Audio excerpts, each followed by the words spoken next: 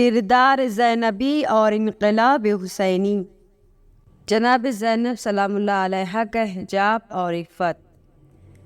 حجاب حیا اور عفت یعنی ظاہری اور باطنی طور پر پردے کا خیال رکھنا۔ حجاب کو فطری طور پر اللہ تعالیٰ نے انسانوں کے وجود میں رکھا ہے۔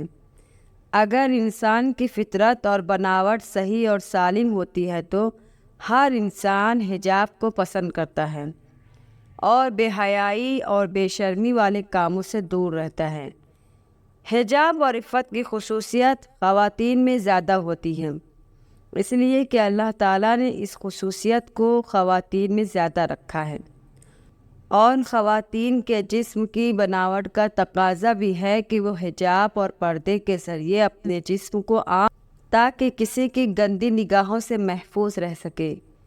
اسلام کی نظر میں تو حجاب اور عفت خواتین کے لیے بہترین زیور ہے۔ ایسا زیور ہے جس کے ذریعے خواتین کو باطنی طور پر خوبصورتی حاصل ہوتی ہے اور اس کا وجود خوبصورت ہو جاتا ہے۔ پیغمبر اکرم کے خاندان نے حجاب اور عفت کا بہترین سبق سکھایا ہے اور خواتین کو حجاب اور عفت کا عملی طریقہ بتایا ہے۔ اس میدان میں حضرت بی بی فاطمہ سلام اللہ علیہ سب سے آگے ہیں۔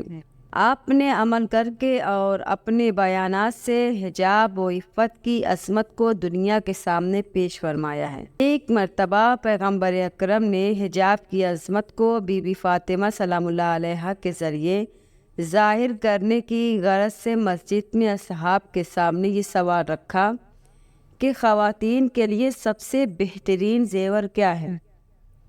لوگوں نے ظاہری زیورات میں سے ایک ایک کا نام لیا، لیکن پیغمبر اکرم کی نگاہ میں ان ظاہری زیورات سے ہٹ کر حقیقی زیور کے بارے میں سوال تھا۔ اسی وجہ سے امام علی علیہ السلام فوراً گھر پہنچ کر بی بی فاطمہ سلام اللہ علیہ سے سوال کیا تو بی بی فاطمہ سلام اللہ علیہ نے فرمایا، عورتوں کے لیے بہترین یہ ہے کہ وہ مردوں کو نہ دیکھے اور مرد بھی انہیں نہ دیکھیں۔ پیغمبر اکرم نے یہ جواب سن کر فرمایا، بے شک فاطمہ نے صحیح فرمایا ہے، اس لیے کہ فاطمہ میرا ٹکڑا ہے۔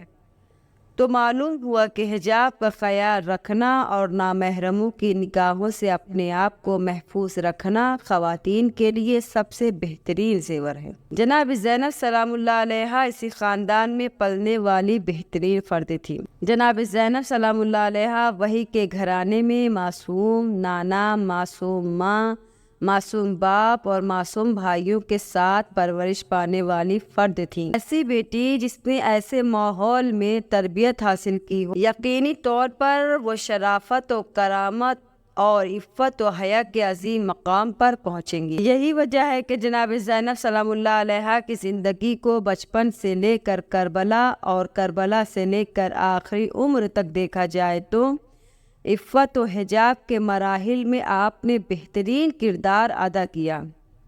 انشاءاللہ آئندہ کلاسوں میں بی بی زینب سلام اللہ علیہ کے حجاب و عفت کے متعدد نمونے پیش کیے جائیں گے۔ آج کا سوال، خواتین کے لیے بہترین زیور کیا ہے؟